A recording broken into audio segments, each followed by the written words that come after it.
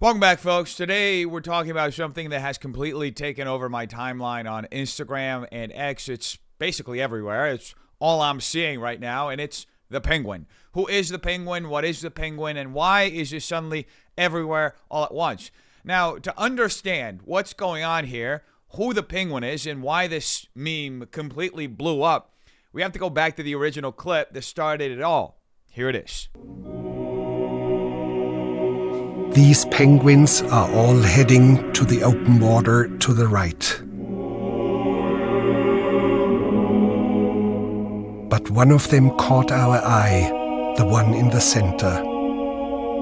He would neither go towards the feeding grounds at the edge of the ice, nor return to the colony.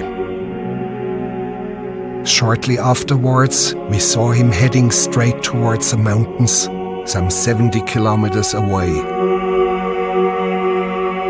Dr. Ainley explained that even if he caught him and brought him back to the colony, he would immediately head right back for the mountains. But why?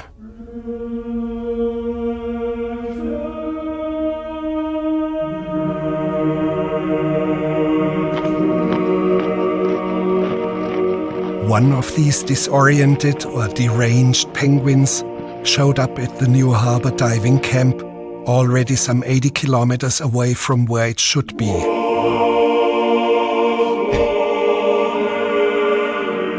The rules for the humans are: do not disturb or hold up the penguin, stand still and let him go on his way. And here he's heading off into the interior of the vast continent. With 5,000 kilometers ahead of him, he's heading towards certain death.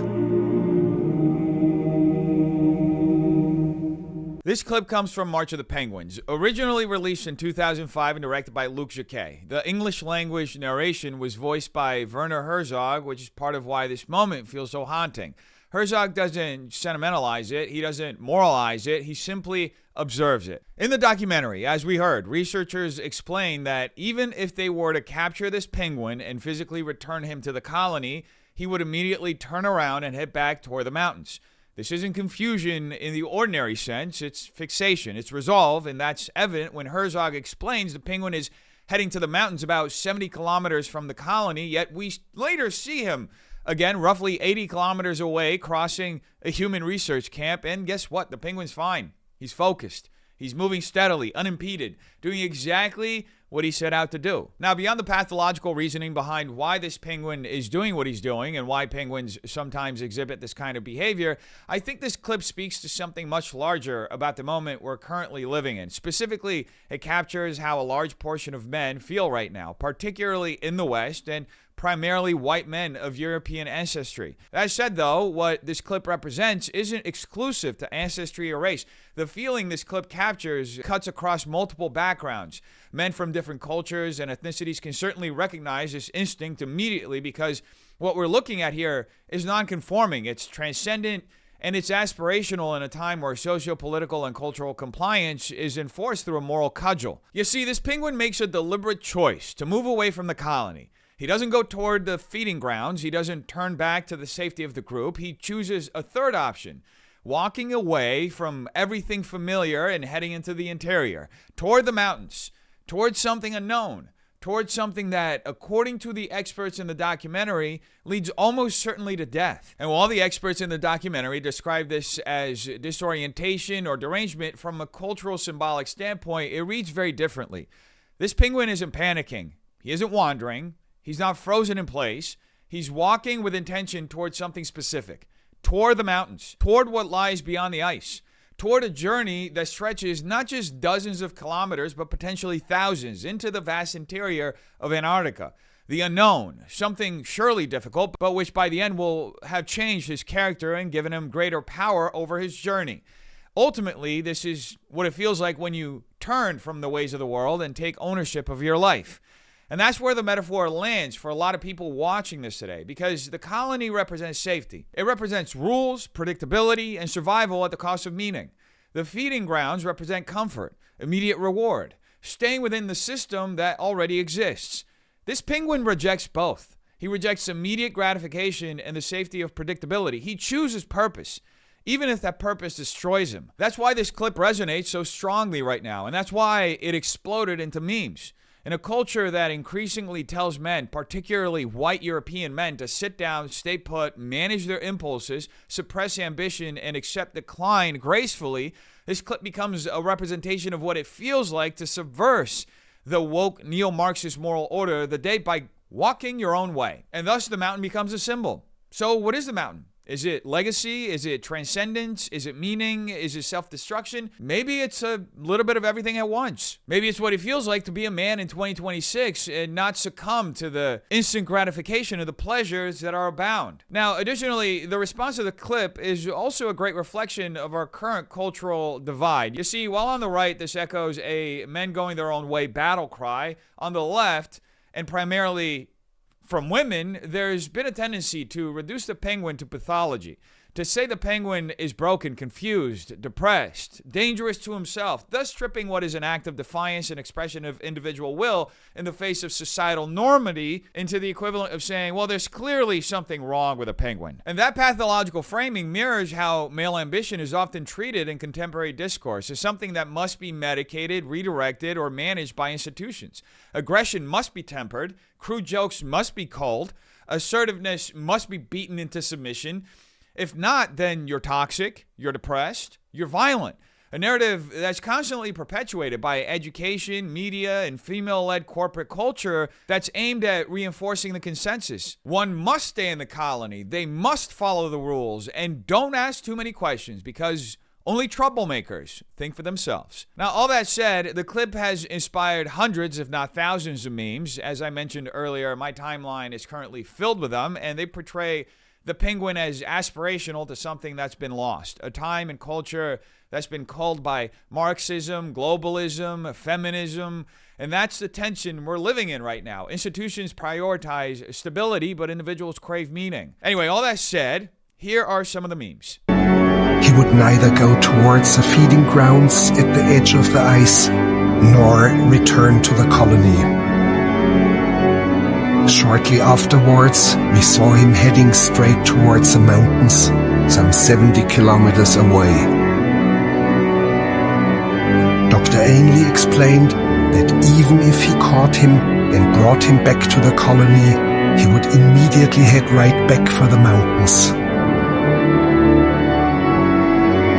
But why?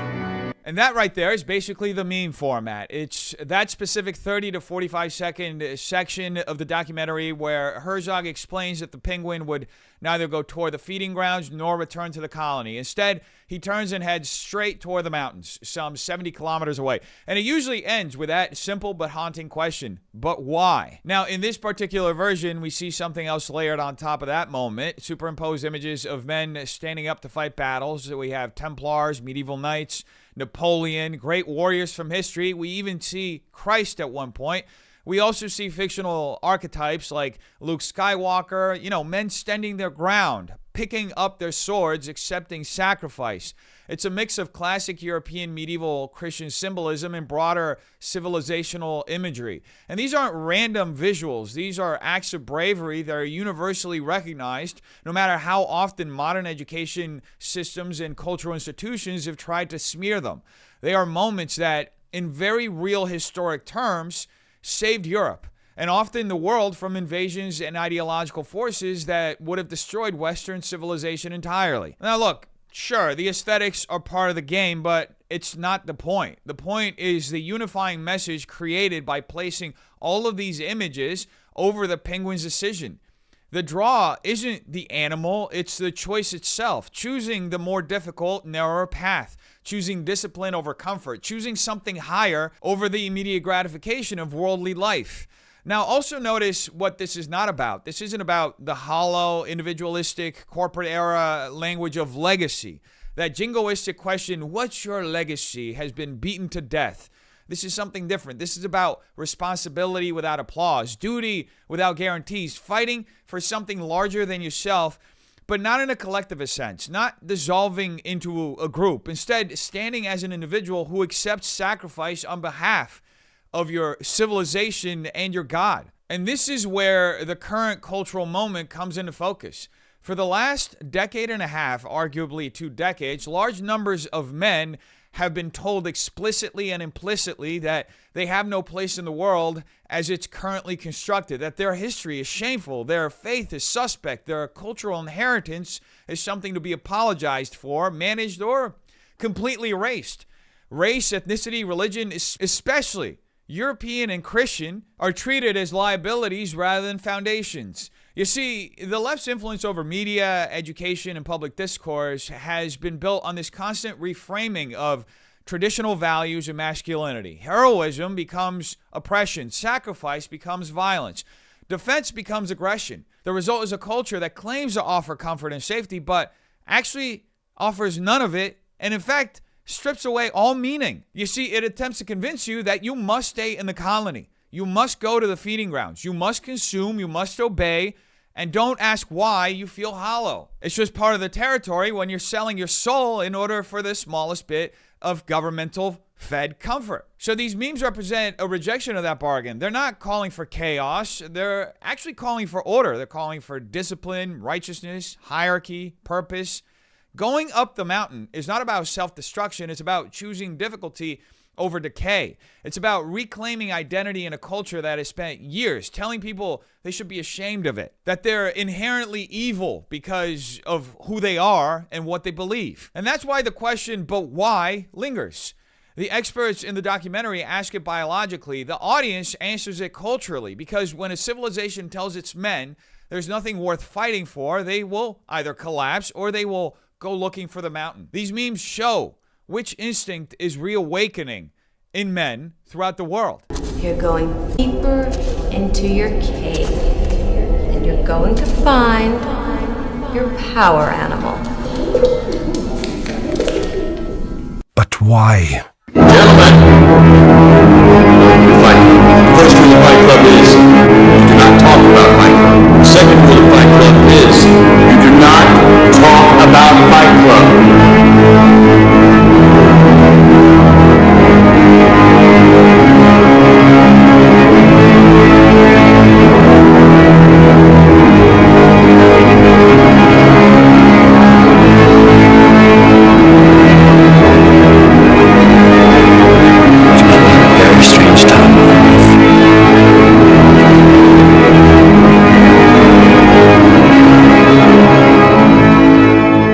Now, it's almost insane mystical coincidence that in Fight Club, Edward Norton's character discovers that his power animal, his spirit guide in this faux therapeutic new age visualization, is a penguin. You couldn't script a better overlap with what we're seeing circulate online right now. And yes, coincidence is probably the correct word, but it's one of those coincidences that lands because it taps into something very real. The movie Fight Club itself reflects almost prophetically the same sentiment a lot of men are currently experiencing. Norton's character is a man whose soul is being slowly eaten alive by a corporate, sterile, hyper-managed world. He can't find love. He can't find himself. He can't find purpose. He is medicated, anesthetized, and infantilized. He exists entirely within systems designed to keep him compliant, comfortable, and empty. And what's his escape? He reconnects with masculinity through an underground group of men where they quite literally beat the living hell out of each other. No HR department, no therapy speak, no permission slips, just pain, hierarchy, accountability, and meaning. But then comes a twist. He discovers he's had a psychotic break. Tyler Durden, the hypermasculine archetype leading him down that path, was never real. He was a projection, a figment of his imagination. And in order to survive, Norton's character has to kill that part of himself so he can integrate and become whole. It's a strange contradiction. Masculinity is both the poison and the cure, and that contradiction is exactly why Fight Club still resonates and why it's being grafted onto this penguin meme right now. Because here's the uncomfortable truth. Masculinity today is not just questioned, it's actively shunned, it's shamed, especially on the left, where male existence is conditional. You're encouraged to listen, to step aside, to let women speak. You must identify as a male feminist to be tolerated in those spaces. You are not allowed to assert yourself ever, under any circumstance. You are not allowed to dominate, to compete, or impose any sort of order. Those instincts are labeled toxic, pathological, dangerous even. And it doesn't stop there. Even in conservative circles, let's be honest, it's a problem. It's endemic. It's inescapable in modern American society as a whole today. American institutions have been profoundly feminized, not in the sense of women participating, but in the sense that traditionally masculine norms have been systematically stripped out. Hierarchy, competition, discipline, risk, honor, consequence. And the data backs all this up. Over the last 50 years, nearly every major male-oriented institution has collapsed or been fundamentally altered from within. The male labor force participation in the U.S. peaked in the early 1950s at over 86%. Today, it's closer to 68%, with prime working-age men dropping out entirely in historic numbers. Men now account for roughly 70% of deaths of despair, that being suicide, drug overdose, and alcohol-related mortality. Suicide rates among men are nearly 4 times higher than among women, according to the CDC. Education tells a very similar story. Boys now trail girls at every level of schooling. Women earn roughly 60% of bachelor's degrees and nearly 60% of master's degrees in the U.S. School environments increasingly reward compliance, consensus, emotional expressiveness, and risk aversion, traits statistically more aligned with female behavioral averages. Boys are more likely to be medicated for ADHD, disciplined, suspended, or labeled disruptive. Masculine energy is treated as behavioral defect rather than something to be channeled. And needless to say, when male institutions feminize, they don't become gentler, they just become more brittle. Sociological and organizational studies consistently show that institutions with low tolerance for hierarchy and accountability suffer declines in performance, cohesion, and trust. The military knows this very well. Police departments know this also very well. Even corporations are starting to learn this quietly while publicly signaling the opposite. You see, when standards are lowered in the name of inclusion, outcomes don't improve. They fragment and you lose money, maybe even go bankrupt. And this is where the Penguin meme and Fight Club converge. The Penguin doesn't go to the feeding grounds. He doesn't return to the colony. He rejects comfort and safety. Norton's character rejects IKEA catalogs and group therapy. Both are reacting to systems that offer survival without meaning. And the less response to this impulse, predictably, is always the same. They pathologize it. They call it extremism. They call it regression. They call it mental illness. Reduce it to aesthetics or irony so you don't have to engage with what it actually represents. What do you think about men who wear makeup? You can't put it into boys. Who said? The penguin over there. The penguin? Oh, yeah. The penguin believes in binary. He said it.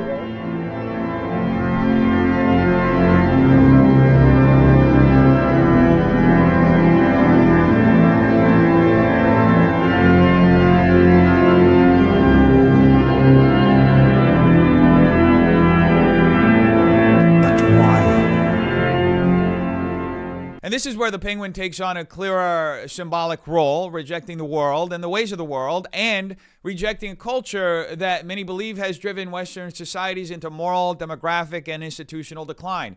See, in this clip, we see a drag queen, a man in exaggerated makeup, questioning a child about why boys shouldn't wear makeup. The exchange itself is revealing, not because it's dramatic, but because it's so ordinary. The child responds calmly and instinctively. He doesn't frame his answer in ideological terms. He doesn't use academic language. He simply expresses something intuitive, that putting makeup on boys doesn't feel natural to him. And what's striking is that this reaction aligns with how most societies throughout history have understood male and female roles, not as interchangeable costumes, but as complementary functions rooted in biology, responsibility, and social expectations. You see, traditionally, a boy's worth has not been tied to appearance. In most cultures, including the one that built Europe and the United States, male value has been associated with the ability to produce, provide, and protect. Female value, by contrast, has historically placed greater emphasis on appearance and nurture, not as a moral judgment, but as a social and biological reality tied to reproduction, mate selection, and family formation. This is not fringe thinking, okay? Survey data consistently shows that the majority of people across the United States and Europe still hold broadly traditional views on gender roles, even as elite institutions move sharply in the opposite direction. Now, the drag queen in this clip represents that institutional push. Drag culture, especially when directed at children, is not simply about personal expression. It's a part of a broader cultural project that promotes moral relativism and the deconstruction of traditional Christian social order in both America and Europe. The goal isn't tolerance in the classical sense, it's normalization and redefinition. Gender becomes performance, identity becomes aesthetic, value becomes self-declared. Now, what's ironic is that even in attempting to invert these norms by placing male value in appearance rather than function, there's still a universal recognition that men are ultimately judged on what they do, not how they look.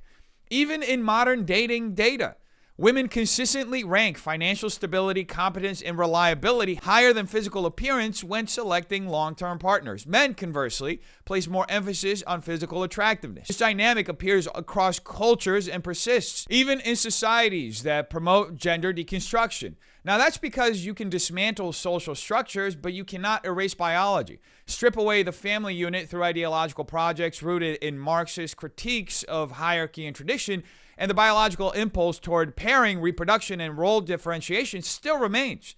The structure may weaken, the institution may collapse, but the instinct does not disappear because it's foundationally biological. That's why this video ends the way it does, with the penguin turning away, with the narration asking, "But why?" This isn't about confusion, it's a choice. Herzog's narration, layered over images of men doing hard things, building, fighting wars, sacrificing for their society, underscores the message. This is about choosing the narrower path, choosing discipline over indulgence, purpose over performance, responsibility over self-expression. This isn't about hate, by the way. It's about pure rejection. Rejection of a cultural message that is now omnipresent in mainstream media, education, and entertainment. A message that is increasingly directed at children before they have the language or life experience to even question it. So the power of this clip is in the innocence of the child. He hasn't been trained. He hasn't been indoctrinated. He hasn't been instructed. He hasn't learned the scripts yet. And because of that, he responds naturally with the obvious common sense thing that everybody agrees with. And that's the part the left struggles to understand. Its influence solely depends on early and constant reinforcement through institutions, that being schools, media, nonprofits, and entertainment. Brainwashing, that's what they need. When that reinforcement doesn't happen, when a child simply reacts based on intuition and inherited norms, and biological norms, the entire framework that they've built begins to wobble. So at its core, this is a profoundly Christian message, not because it's quoting scripture, but because it reflects Christian anthropology. The idea that men and women are distinct, purposeful, and ordered towards something higher than self-expression. That rejecting the world's temptations is not repression, but refinement. That the harder path is often the righteous one. That's why the penguin doesn't have to explain himself. He doesn't argue. He simply turns away and walks. And in a culture obsessed with performance, explanation, and validation, that quiet refusal, that quiet rejection is what resonates for everybody who sees this. Now, needless to say, the gay leftists over at Reddit are having a full meltdown over this. There are multiple videos circulating, one compiled by the X account Reddit_lies, where users express complete confusion over what the penguin is doing. One commenter said, "This penguin is a metaphor for modern human consumerist civilization heading in the wrong direction, and its inevitable demise is the only conclusion. If there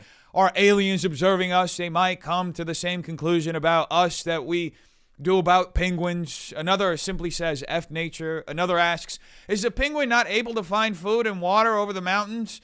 Is this a joke video or is this serious? If so, why is the penguin heading towards certain death?" And these comments go on and on and on, repeating the same confusion over and over again. What they really represent is how thoroughly out of touch the left is. Not just with symbolism, but with life itself. This isn't curiosity, it's a rejection of meaning, purpose, and sacrifice, filtered through a worldview that cannot comprehend choosing hardship over government-sustained comfort. I think about that saying often, the one about how weak men make hard times, because I keep asking myself when the weak men actually took over.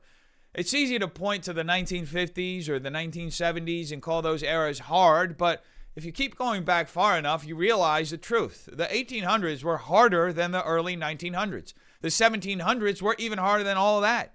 And by the time you get back to the 1500s, you had men sailing around the world with half their crews dying, landing in unknown territories, immediately prepared to fight or die just to survive. We don't live like that anymore. We live in relative peace. Yes, there's political instability, but nothing like the mass-scale catastrophes of World War I or World War II, for example. Conflicts that defined entire generations less than a century ago. Now, I'm not predicting another one, and I don't want one of those. Needless death isn't the point, but what we're clearly witnessing now is a crisis of purpose, especially for men, paired with a steady movement away from Christ. That's why the penguin matters. In a world saturated with comfort, distraction, and sedation, where you can disappear into your phone, where war is increasingly outsourced to drones controlled by someone in Langley and provided by Palantir, where we're more medicated, more numbed, more managed than ever, choosing the hard path becomes an act of courage. There are fewer obvious battles, folks, but more internal ones than ever. Choosing to wake up at 4:30 in the morning and train, choosing discipline over indulgence, choosing debt to build something instead of comfort to consume, choosing not to drown yourself in sugar or alcohol, sex, or endless novelty, choosing to start a family, to go to church, to serve your community, to proclaim Christ. These are sacrifices. And they're only a fraction of what past generations were required to give just to keep society intact. The difference now is that no one drafts us into meaning. The choice is ours. We decide which battles to fight, whether to pick up the sword or stay at the feeding ground, whether to remain in the colony or walk toward that mountain. And the question I'll leave you with is this. In a world that offers you comfort at the price of your soul, what does it say about you, which path you choose? Because at the top of that mountain, what you find won't be distraction or validation. It will be a burning bush, and it will fill you with life. Thanks be to God. Thank you for watching, folks. I hope you have a terrific day. Peace.